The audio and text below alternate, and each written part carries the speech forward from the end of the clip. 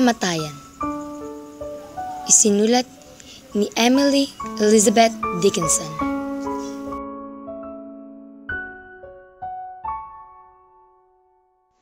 Akdang galing sa bansang Estados Unidos na isa sa mga bansa sa kanlurang bahagi ng mundo. Akdang isinulat sa Amherst, Massachusetts. Ang sumulat ng tulang Kamatayan ay si Emily Elizabeth Dickinson, isang yumaong manunula na galing sa Amherst, Massachusetts. Ipinanganak siya taong 1830 at namatay siya sa edad na 15 taong 1886.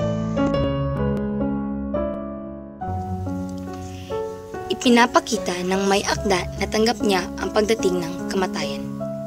Ipinapakita din niya na mas katakot-takot pa ang tumanggap ng isang kagalang-galang na binata kaysa sa kamatayan. Sa kanyang tula, inihahalin tulad niya ang kamatayan sa isang karwayan na karga-karga ng walang hanggang buhay. At sa paglalakbay nito patungo sa kanyang destinasyon, gumugugol ito ng oras kagaya natin. Marami pa tayong pagdaraanan bago tayo lumisan dito sa ating mundo.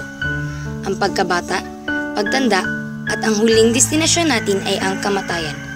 At sa paraiso naman na ating destinasyon, nakasuot tayo ng damit pangkasal na sumisimbolo sa panibagong simula at hindi pang burol na sumisimbolo ng katapusan.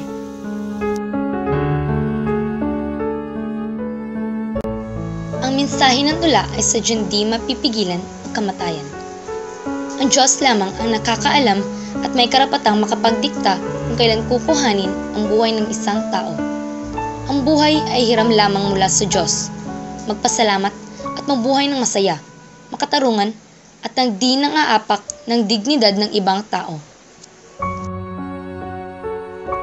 Isinulat ni Emily Dickinson ang tulang Kamatayan dahil sa karanasan niya na pagkamatay ng iba sa mga mahal niya sa buhay.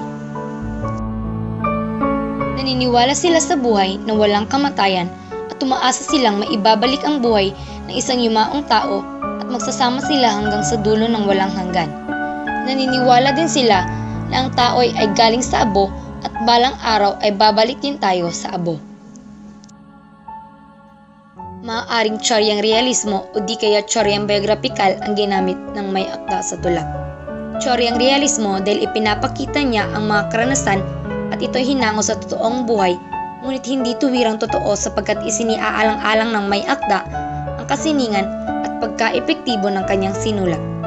Tsoryang biograpikal naman dahil hinango niya ito sa karanasan niya sa totoong buhay, sa mundo at sa iba't ibang kagustuhan na mangyayari sa kanya hanggang sa matapos ang kanyang buhay sa mundo. Ang pagkakaroon ng pag-asa ng mga mamamayan ng Estados Unidos sa halip ng mga sakunang nangyari gaya ng pagkakaroon ng mga sakunang nakakasalantang buhawi na kumitil ng maraming buhay, ang pagkakaroon ng digmaan at pagkawala ng maraming buhay ang naging kontribusyon ng akda sa bansa kung saan ito nagmula.